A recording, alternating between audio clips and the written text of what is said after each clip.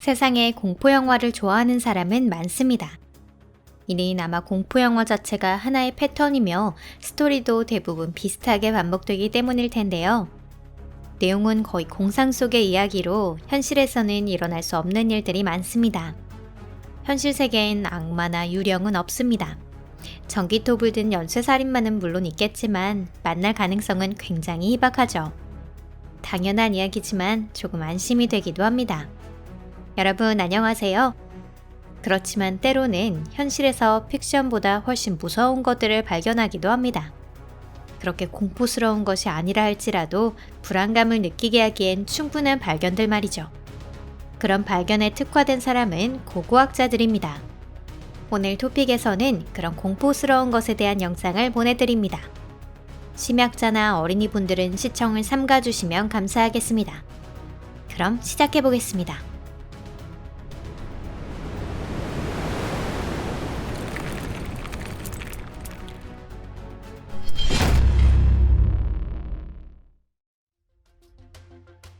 무덤 속의 심장. 옛부터 존재하는 풍습 중에는 다소 불길한 느낌이 드는 것도 있습니다. 17세기의 유럽같이 고도로 발달한 것처럼 보이는 문명사회조차 그런 관습이 행해지는 경우가 있는데요. 1656년 루이즈 드 쿠엥고라는 귀족 여성이 프랑스에 묻혔습니다. 그 무덤에는 다소 불쾌한 어떤 것도 함께 넣어졌습니다. 바로 진짜 인간의 심장이 들어가 있는 펜던트였죠. 그 심장은 바로 루이즈의 남편이었던 브레피아크의 기사 투산 페리엔의 것이었습니다. 오래된 기록에 따르면 루이즈는 남편보다 7년을 더 살았다고 하는데요. 아마도 그동안 루이즈는 남편의 심장을 펜던트에 넣고 다녔을지도 모릅니다. 이러한 사례는 하나만 존재하는 것이 아닙니다. 고고학 연구를 통해 같은 시대에서 비슷한 사례가 여러 건 발견되었다고 하는데요. 흥미롭게도 모두 대부호나 귀족이 만든 것이었습니다.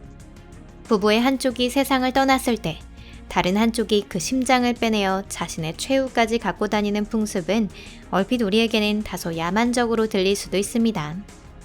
하지만 그곳에는 숨겨진 낭만도 분명히 존재하겠죠. 여러분들의 생각은 어떠신가요? 기아의 바위. 2018년 체코와 독일을 가로지르는 엘베강의 수위가 크게 낮아졌습니다.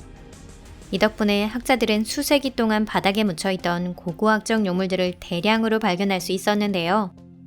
그 중에는 소름이 돋을 만한 것들도 있었습니다. 예를 들어 경고문이 새겨진 기아의 바위라 불리는 바위가 이에 해당합니다. 기아의 바위가 가장 많이 발견된 곳은 체코의 데친이라는 마을입니다.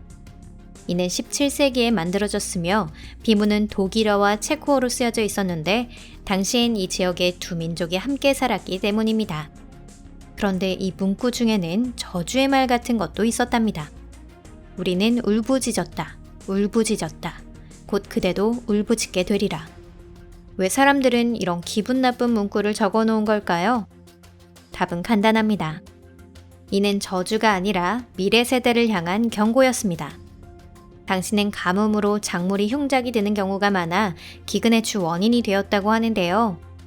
뿐만 아니라 심한 가뭄 때에는 강이 마르기도 해서 바다와 멀리 떨어진 지역에선 식량을 운반하는 것조차 힘들었다고 합니다. 대형 화물선이 이동할 수 없었기 때문이죠. 그런 까닭에 기아의 바위는 이른바 지표였습니다. 바위는 가뭄이 든 해에 수량이 적어진 강줄기 속에 놓여 있었고요. 가뭄이 끝나고 강의 수위가 원래대로 돌아가면 물속으로 가라앉았습니다. 하지만 몇 년이 지나 다시 가뭄이 시작돼도 사람들은 당황하지 않았습니다. 즉 강수량이 적어지며 이 기아의 바위가 다시 나타나면 상황이 악화되고 있다는 뜻입니다. 그러니 더 위험해지기 전에 대책을 마련할 수 있었답니다. 세상에서 가장 불행한 남자. 2018년 폼페이에서 발굴 조사를 하던 학자가 불운하다고 할 만한 남성의 유골을 발견했습니다. 79년에 베수비오 화산이 폭발했을 때 파멸한 그 마을에 있던 사람은 누구 하나 운이 좋았다고 할 수는 없겠지만 이 사내에게는 특히 그 아군이 심했던 것 같은데요.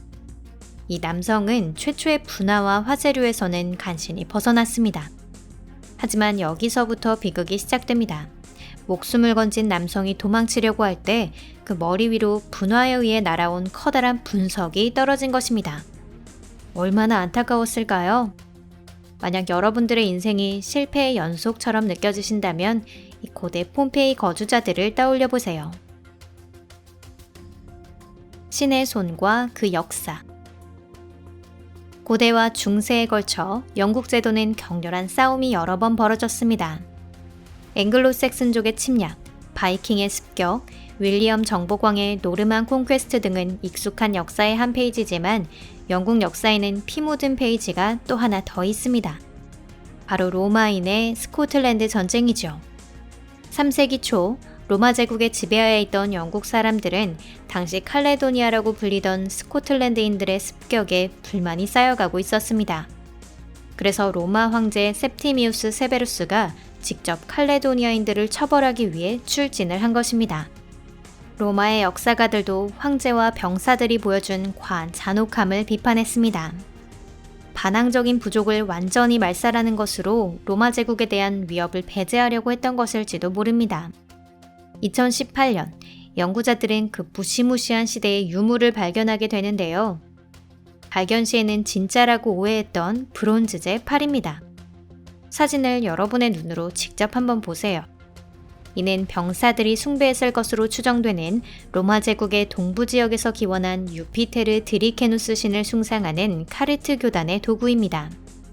이것만으로도 섬뜩한데 발견된 장소에서 어떤 일이 벌어지고 있었을까 생각하면 등골이 오싹합니다.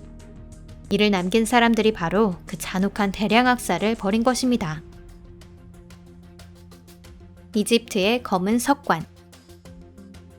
2018년을 돌이켜보면 섬뜩한 발견이 많았던 해였습니다. 폼페이의 불운한 거주자와 신의 손이 발견된 같은 해, 수천 년 동안 열리지 않았던 기묘한 고대 석관도 함께 발견되었습니다. 발견된 것은 알렉산드리아였습니다. 발굴되는 모습은 마치 공포영화의 오프닝 장면 같은데요. 석관은 특이하게 생긴 데다 냄새가 아주 심했다고 합니다. 보고학자들은 방호 마스크를 착용해야 했고 그렇지 않으면 작업조차 할 수 없는 상황이었다고 합니다. 수수께끼의 석관에 어쩌면 고대 사악한 무언가가 들어있을지도 모른다는 우스갯소리가 나오기도 했습니다. 고고학자에게도 걱정은 있었는데 물론 고대의 사악한 것에 대해서가 아니라 세균이나 바이러스에 관한 걱정이었어요. 이 검은 화강암 관에 묻힌 사체가 바이오 해저드를 일으킬 가능성도 있는 것입니다. 다행스럽게도 작업은 순조롭게 진행됐습니다. 석관은 무사히 열렸고 그 안에서 남자 2명과 여자 1명의 유골이 발견되었습니다. 그들은 오시리스 등 이집트 신들을 섬기는 높은 위치의 신관이었던 것으로 추정되었는데요. 그렇다 해도 역시 섬뜩한 느낌은 여전합니다. 나무 뿌리에 있던 사람의 뼈. 사람 뼈가 의외의 장소에서 발견되는 경우도 있습니다. 예를 들어 폭풍 후에 쓰러진 나무의 뿌리. 이는 수년 전 아일랜드에서 일어난 이야기로 학자들은 처음에 자신의 눈을 의심했습니다. 시신에는 나무 뿌리가 얽혀 있었습니다. 이로 인해 나무가 쓰러지면서 뼈도 함께 두 동강이 난 것인데요. 하반신은 뽑힌 뿌리 밑 구멍에 남았고 상반신은 땅 위로 던져졌습니다. 그로테스크한 발견임에는 분명합니다. 자세히 조사한 결과 이 뼈는 11세기에서 12세기경에 살았던 20대 초반의 청년의 것이라는 사실이 밝혀졌습니다. 다만 그의 목숨을 앗아간 비극의 원인은 밝혀지지 않았습니다. 또한 왜 그 몸이 너도밤나무 뿌리에 얽혀 있었는지도 알 수 없습니다. 가해자가 자신의 범행을 숨기기 위해 나무 밑동에 묻은 걸까요? 추리소설의 첫머리로는 나쁘지 않지만 범인을 알 수 없다는 건 조금 아쉽습니다. 무서운 시간은 여기까지. 오늘 영상도 슬슬 마무리할 시간이네요. 끝까지 시청해주셔서 감사합니다. 영상은 마음에 드셨나요? 구독 버튼과 좋아요도 꼭 눌러주세요. SNS도 공유해주신다면 감사하겠습니다. 의외의 발견, 신비한 발견, 놀라운 발견 등 저희는 앞으로도 재미있는 영상을 계속 보내드리겠습니다. 그럼 다음 영상에서 뵐게요. 안녕히 계세요.